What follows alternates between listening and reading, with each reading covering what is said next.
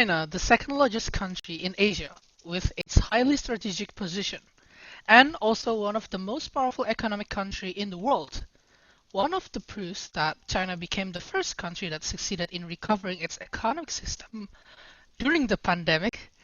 China is a world power that has great influence on the global and shouldn't be ignored. In terms of economy, China affects 18% of the global economy. It is also fairly strong, supported by a high total income, the third strongest military force in the world, and its technological advances.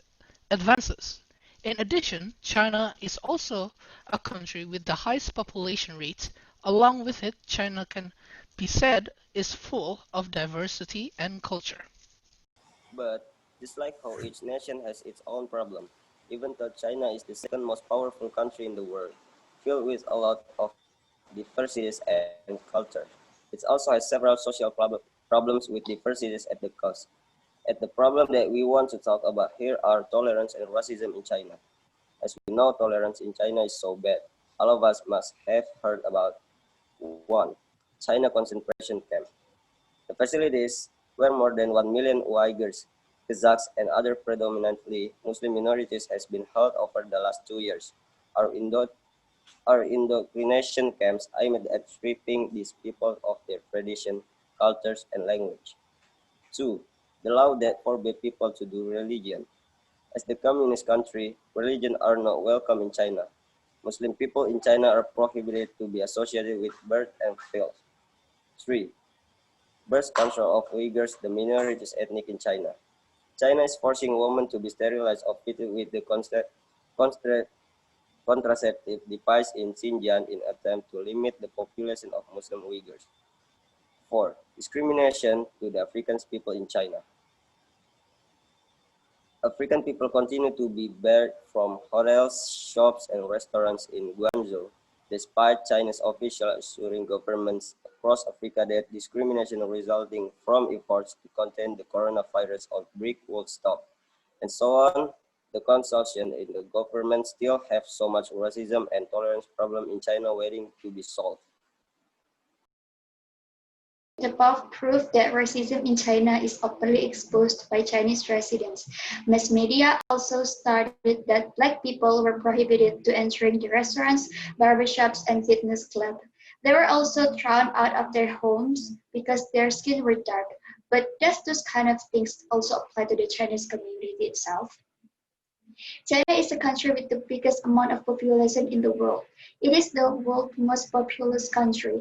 Therefore, it is no longer surprising that Chinese people are all distributed and spread all over the world, including students who decide to live and study abroad to pursue their dreams through higher education. But living overseas as a Chinese isn't that easy. Those people keep on getting discriminated.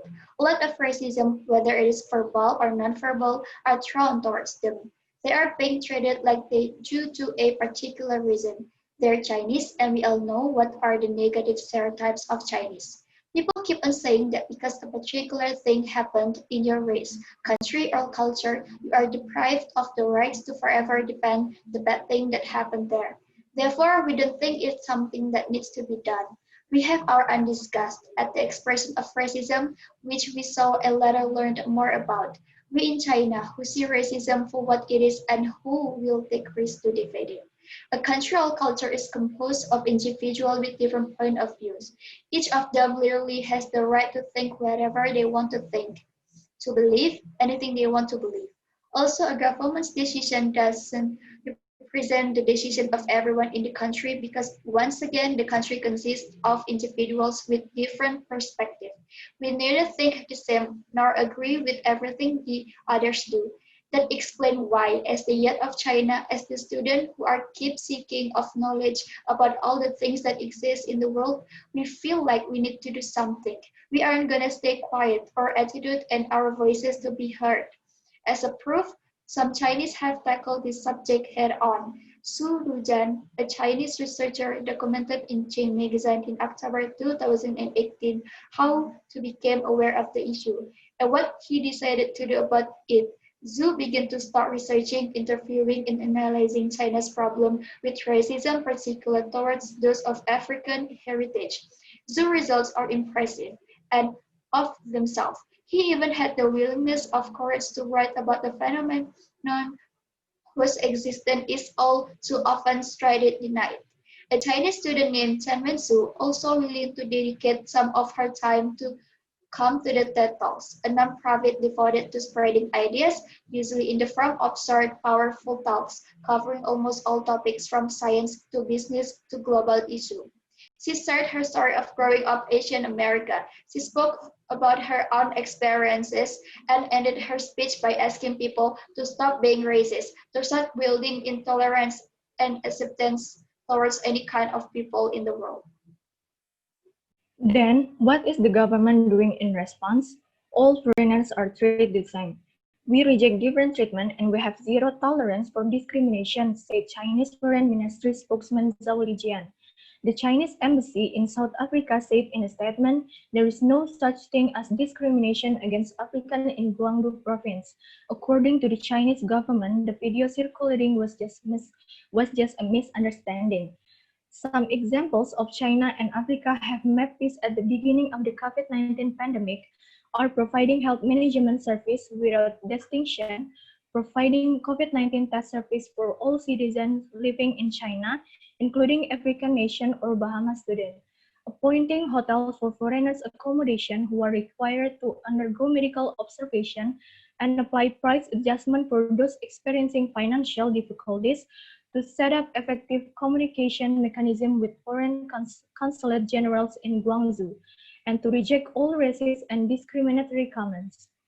It is known that in order to comply with China's provision on epidemic prevention, many African nationals are returning home from self-quarantine and appropriate arrangements have been made for African nationals who are experiencing difficulties.